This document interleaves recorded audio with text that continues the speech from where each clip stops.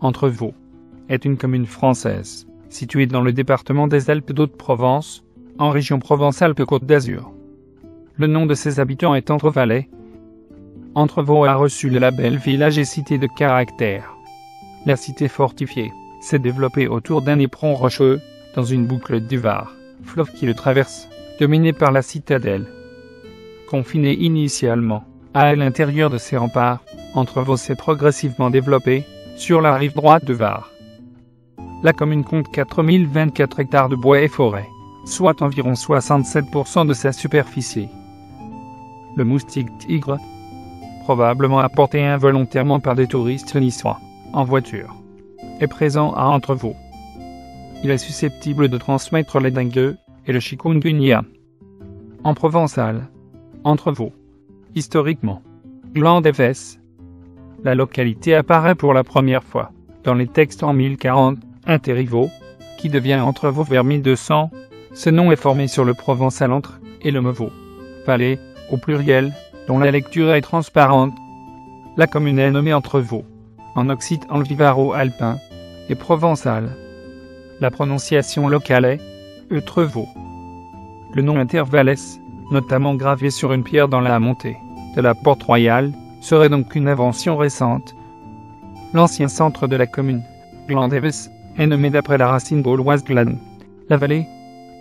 Sous l'Empire romain, une cité gallo-romaine s'appelait Glanat et était installée sur la rive droite du Var. Glanat était située au carrefour des routes de la voie prétorienne reliant Somenielum, Cimier, Apt.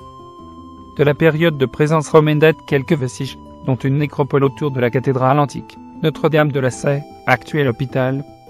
Glanat est chef-lieu d'une civita, s'étendant dans la vallée du Var. Elle s'agrandit au IVe siècle de la civita, voisine de Briançonnais, pour contrôler le Haut-Var et la vallée de l'Estéron.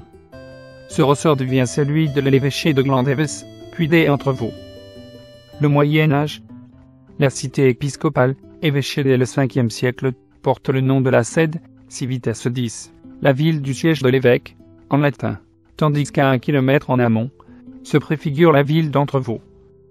Le site, plus facilement défendable que celui de Gland d'Eves, et moins exposé aux crues du Var, est occupé au XIe siècle.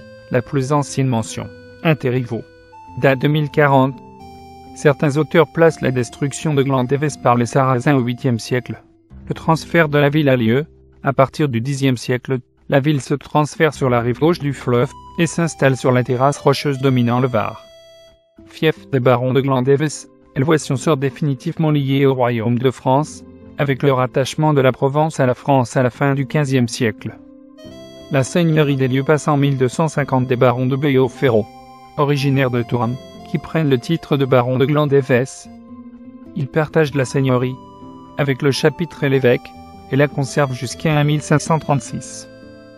Jusqu'en 1245, la communauté des Entrevaux relevait de la baillie des Outre-Siagne, circonscription administrative du comté de Provence. Celle-ci est ensuite démembrée en plusieurs circonscriptions plus petites, et après une période de stabilisation, on sait qu'en 1264, Entrevaux faisait partie de la viguerie de Puget-Aigné. Le prieuré Saint-Michel, peut-être situé à l'actuel lieu dit Gland d'Eves, relevait de l'abbaye Saint-Victor de Marseille, qui percevait les revenus attachés à cet établissement. Isnard de Glandvet, 1340 à 1409, Viguier de Marseille, 1380, lieutenant du Sénéchal, 1405, fut seigneur de Cué, de Pourrières et de Glandvet. Il fut le premier enfant de Guillaume Ferraud de Glandvet, seigneur de Cué et de Thoramé de Louise de Villeneuve. Il fut selon le baron du Rouvre un des seigneurs les plus puissants et les plus considérés de Provence. Il fut l'objet de la reine Marie de Blois, qu'il couvrit de dons.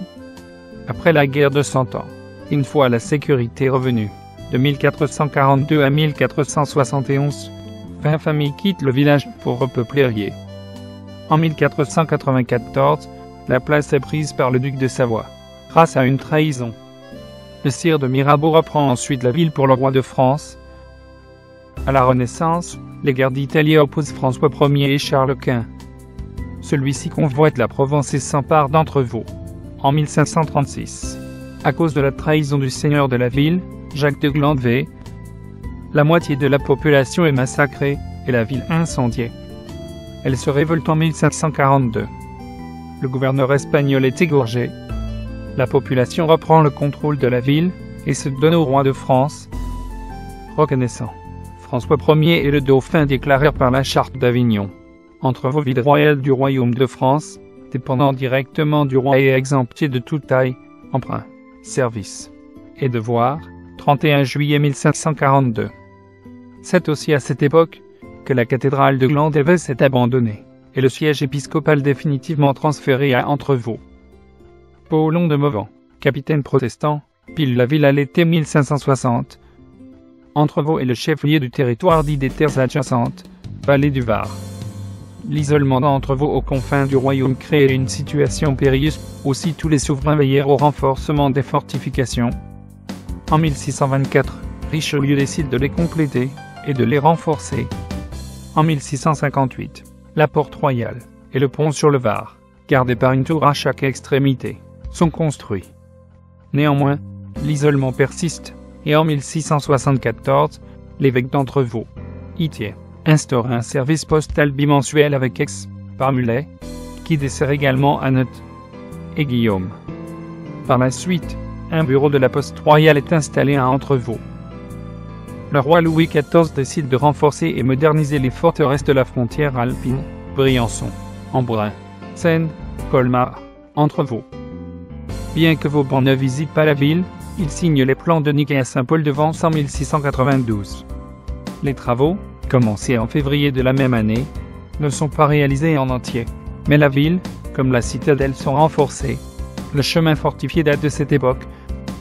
Les ports d'Italie et de France sont également renforcés. La citadelle, perchée sur son piton rocheux, témoigne encore des efforts pour prévenir les tentatives d'invasion. Le ministère de la Guerre laisse le soin de l'indemnisation des expropriations à la communauté, qui n'en peut, mais, en 1705, cette indemnisation n'a pas commencé. Au début des années 1700, l'évêque César de Sabran et le commandant du château et gouverneur d'Entrevaux, M. de la Contardière, entretiennent une rivalité sur de nombreux sujets, multipliant les chicanes, affiches, pamphlets et mazarinades. Le secrétaire d'État à la guerre, Chamillard, nomme le baron de Gland-Evesse comme arbitre, qui est récusé par l'évêque. Finalement, l'affaire n'est apaisée que par l'intervention du ministre d'État, Colbert de Torcy, en 1705, même si l'évêque entame une guerre de procédure ensuite, avec les consuls de la communauté, et si la querelle avec le gouverneur reprend de temps à autre. Pour éteindre la dette de la communauté due à l'indemnisation des expropriations nécessaires aux travaux de Vauban, les consuls décident d'instaurer un piquet, Jean d'O3, taxe sur les produits entrant en ville. Mais, le 17 mai 1705, les femmes de la ville se révoltent, et lors de l'émeute, elles s'en prennent aux membres du conseil municipal, qui fixe la taxe, les bouscule, les insulte. Le piquet n'est pas mis en place, et de plus les émeutiers ne sont pas poursuivis. Pendant plus d'une dizaine d'années, deux partis s'opposent à Entrevaux. Les plus riches, qui occupent tous les postes de décision, sont très favorables à l'instauration du piquet, qui leur coûterait personnellement moins cher. Face à eux, le Parti populaire, dont les deux figures étaient le tisserand Joseph Coulet et le médecin Jean-Baptiste Bernard, soutenait une taille proportionnelle aux moyens de chacun, plus légère pour les pauvres et plus lourde pour les riches. Ce parti était soutenu par l'évêque, qui pouvait ainsi éviter une hausse des prix du pain en ville, et donc une hausse du salaire de ses domestiques et ouvriers. Une partie de la garnison, le géchis et l'habitant, était aussi favorable au Parti populaire. Dans un premier temps, c'est la solution dit une légère augmentation de la taille qui est retenue, puis un piquet est tout de même instauré en août 1717, ce qui déclenche une manifestation pacifique, qui semble un instant victorieuse. Le gouverneur militaire, la Contardière, resté jusque-là à l'écart des affaires internes à la communauté, ordonne la dispersion de la manifestation et interdit tout nouveau rassemblement, quand la carence des autorités civiles est trop évidente. Siège des Piémontais au XVIIIe siècle. La place forte résiste au siège des Piémontais, commandé par le chevalier de Blasigny, en juin 1704. Arrivés sous les murs de la ville le 7 juin, les Piémontais installent leur camp au plateau de la Pigière, situé sur la rive opposée du Var, et dominant la ville.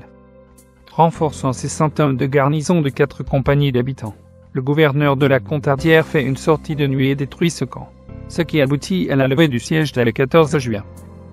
En 1707, une nouvelle colonne commandée par le chevalier de Blagnac pille les propriétés de la rive droite de Var. En 1721, les habitants font une sortie et battent le Piémontais, qui allait mettre le siège à la Révolution. L'évêché est supprimé.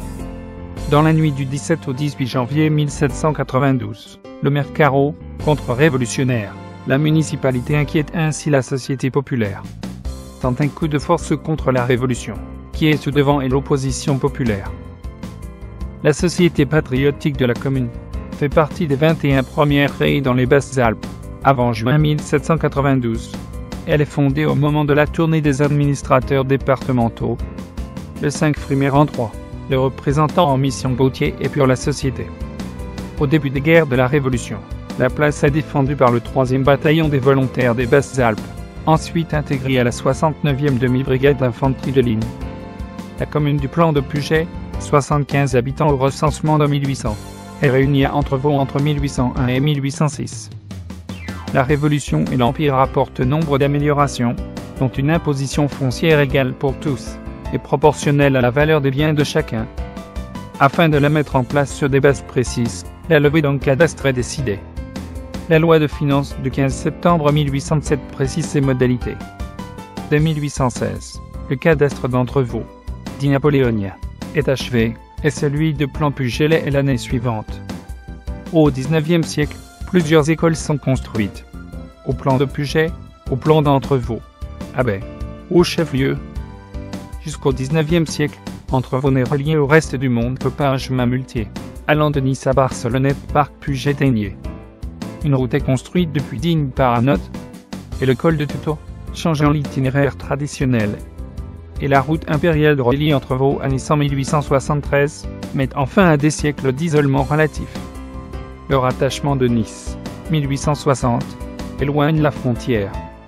Cependant, la forteresse est utilisée jusqu'au début du XXe siècle et sert de prison pour les officiers allemands durant la Première Guerre mondiale. Ils étaient sous la garde du dernier commandant de la citadelle, le capitaine Jean-Baptiste Perini. Le chemin de fer est inauguré en 1907.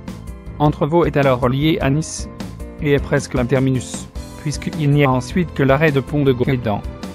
La ligne de Nice à Digne est ensuite prolongée jusqu'à Annotte en 1908, puis achevée et inaugurée du 5 au 7 août 1911, en présence de Victor Augagneur, ministre des Travaux publics.